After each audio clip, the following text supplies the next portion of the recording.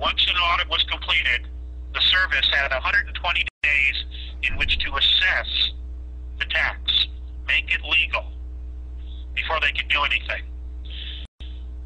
IRS commonly, or I'm going to say at least 30% of the time, would miss the 23C date. Yeah.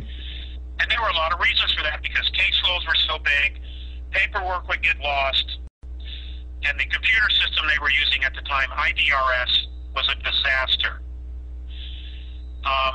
It just didn't function properly. Things got lost, things weren't tracked, etc. But nonetheless, if they blew a 23C date based on the Internal Revenue Manual, now I'm not talking tax code, okay? I'm talking Internal Revenue Manual, what they use themselves. The tax was supposed to be uncollectible, but they often would go out and collect it anyway. And this is one of those cases where they were trying to collect the money anyway, even though they were breaking their own law, okay? So I found out from a friend of mine who had access to IDRS that they had in fact blown the statute. Yeah. And I was given this information predicated on I would never rat them out. And I did not. I kept my word. I protected the source. And I called the IRS on the 23C date. That was my mistake. I should have had my client hire a tax attorney who had worked for IRS, and we should have done a discovery. But his life at that point was completely destroyed.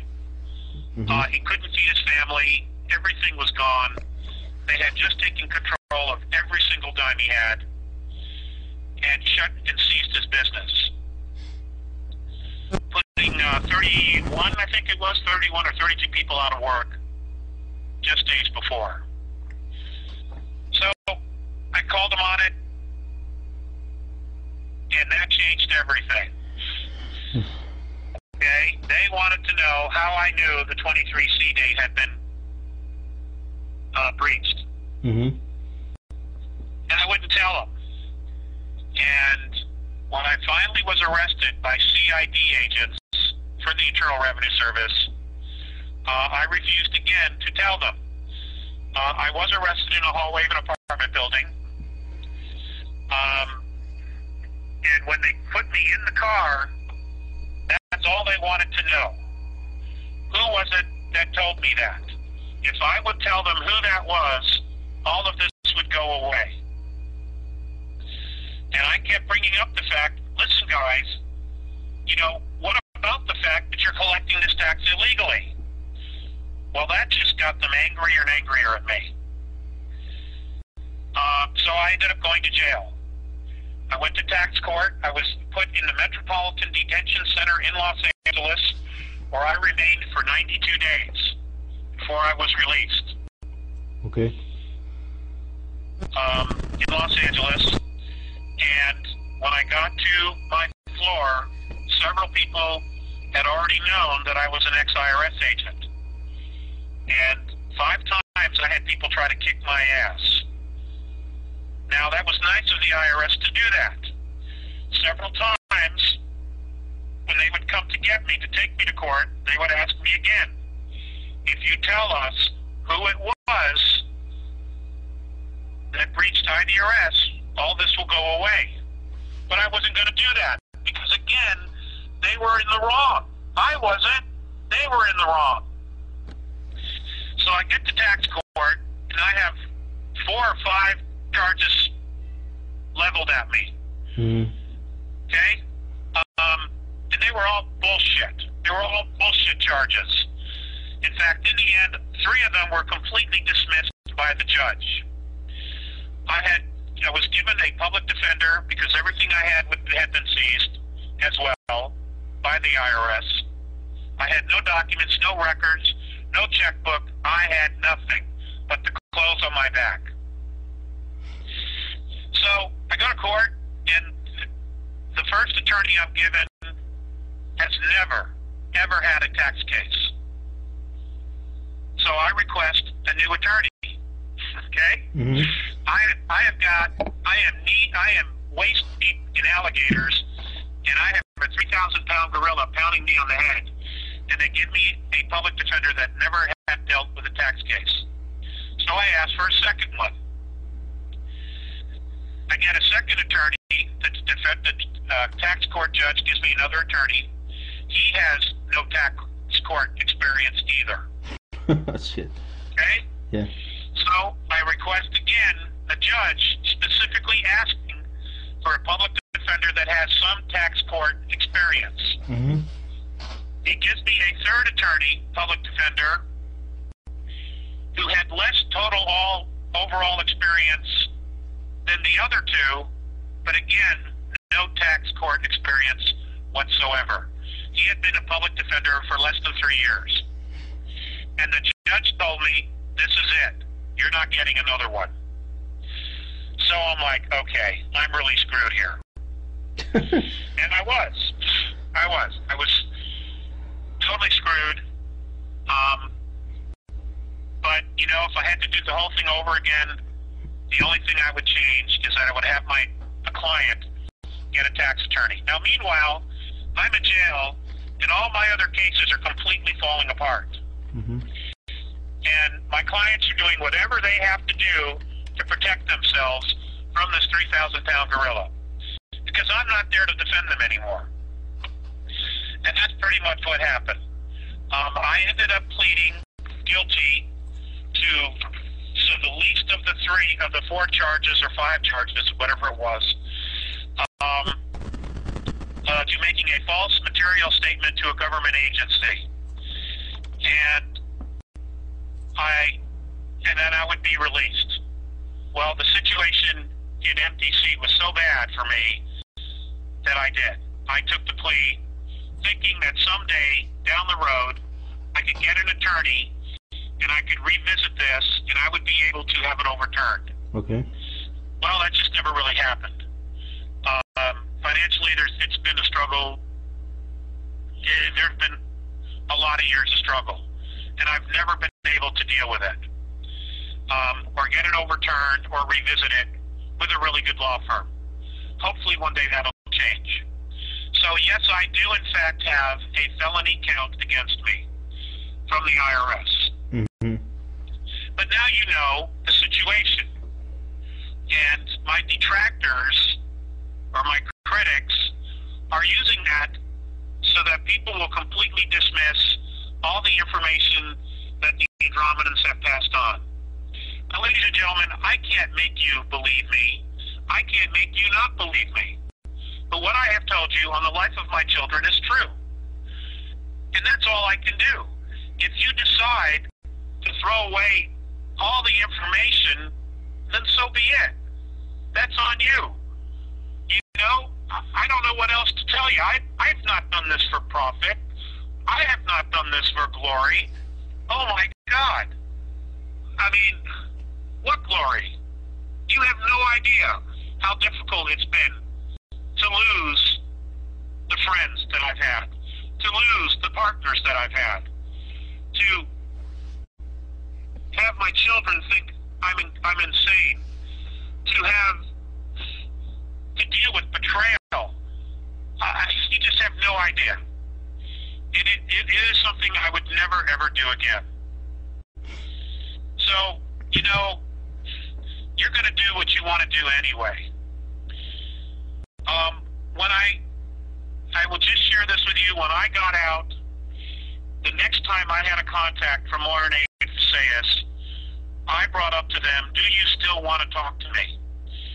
Because a conviction like this is a scarlet letter. It's clearly a mark. It's something that I'm ashamed of. But nonetheless, it's there. And their attitude was, they knew my chains of thoughts. They knew my heart was in the right place. And yes, they still wanted to talk to me. And Morinay even commented that it's absolutely insane to build the hopes of a civilization on a system of currency that is not only real, but is ultimately controlled by a few. And that was it. They dropped it after that. Yeah. And I literally have been trying to outrun it all my life. But obviously I can't, so there it is. It's out there. Is that the real reason why I changed my name? No, it is not. I have already dealt with that 2.5 years ago. At the time I started speaking, you know, there was no internet. And my dad was really worried about it coming back to the family. And I've been as clear as I can be about that, and I have nothing to add to that. You take it or leave it, whatever you want to do. You know, you just go for it. Now, to address my critics, there's one in particular who's a representative for another group. He is not a contactee himself, though it appears that it's all about him. Yeah. Ladies and gentlemen, why don't you research Mr. Horn's ex-wife? Why don't you look for her? Why don't you find out what happened to her? That should be very telling for the type of character you're dealing with. There's also a woman going around stating that she's my ex-wife. She's a liar. She is not my ex-wife. She claims to be a Catholic. She practices black magic. She does pentagrams. She puts spells on people. She puts on this persona that she's this wonderful, wonderful woman. No. Don't go there. And then there's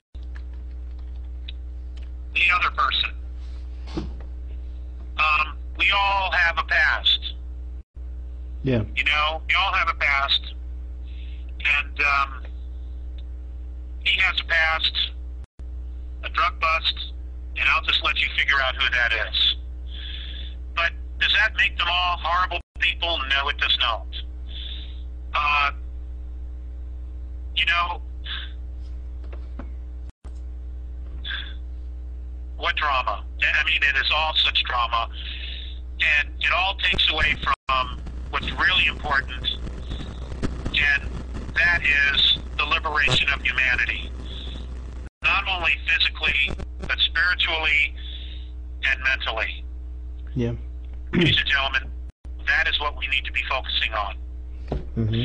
Every day we need to be focusing on what can I do to not only free myself from the dogma, from this prison, okay, but spiritually, what can I do every day to free myself and help free humanity?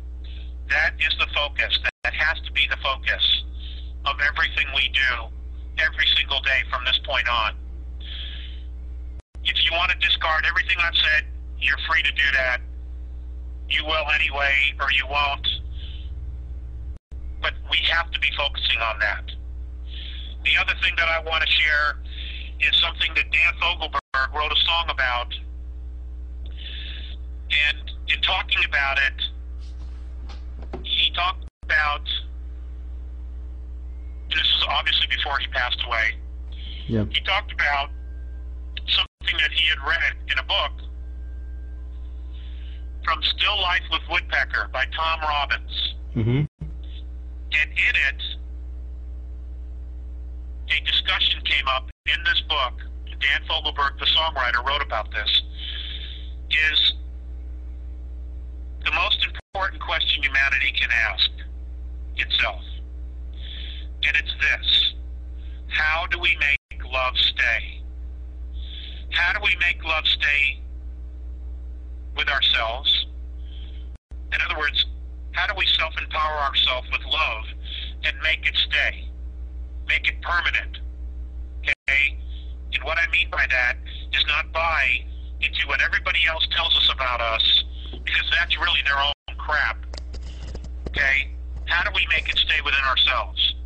How do we then project that and be an example of that to our family, of making love stay every day? How do we then, within our family, project that to our community? How do we make love stay within our community? In other words, how do we stand together? Disaster.